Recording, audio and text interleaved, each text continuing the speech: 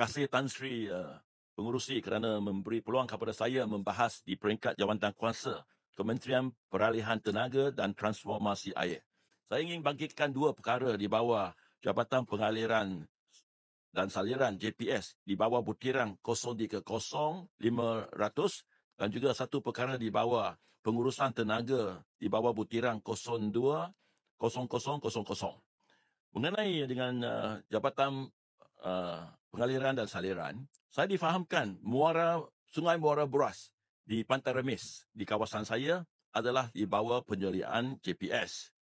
Dan selama ini, pelantar-pelantar nelayan di Muara Sungai Beras ini dilindungi daripada ombak melalui benteng semula jadi, iaitu pokok-pokok bakau.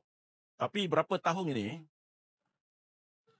ombak telah memusnahkan sebahagian daripada pokok-pokok bakau ini dan sekarang adalah menjadi berbahaya untuk pelantar-pelantar nelayan ini kerana ombak-ombak besar akan melanda terus ke dalam pelantar-pelantar nelayan di kawasan Pantai Remis. Saya memohon kepada JPS untuk membuat benteng melindungi pelantar-pelantar nelayan ini dan juga melindungi pokok-pokok bakau yang masih tinggal. Perkara kedua ialah saya terima kasih kepada pihak kerajaan melalui JPS telah memperuntukkan 36 juta ringgit untuk mengatasi masalah banjir di kawasan Beras. Malangnya saya diberitahu bahawa projek-projek yang dilaksanakan tidak tepat kepada tempatnya. Tidak tepat pada tempatnya dan tidak mengatasi masalah banjir. Daripada pandangan yang saya terima, sebenarnya muara Sungai Beras hendaklah dibersihkan dari muara ke hilir. Tapi apa yang sedang berlaku ialah projek-projek sekarang dikendalikan di bahagian ulu Sungai Beras. Dan memang Sungai Beras hilir dibersihkan dan wan telah digunakan untuk mengambil alih tanah untuk buat kolam-kolam tadahan air.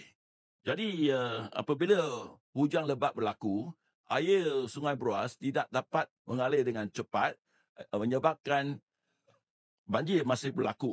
Saya mohon kalau boleh dipertimbangkan semula kalau projek ini tempatnya tak sesuai, bolehkah baki wan digunakan untuk membersihkan muara Sungai Beras dan juga Sungai Beras itu sendiri.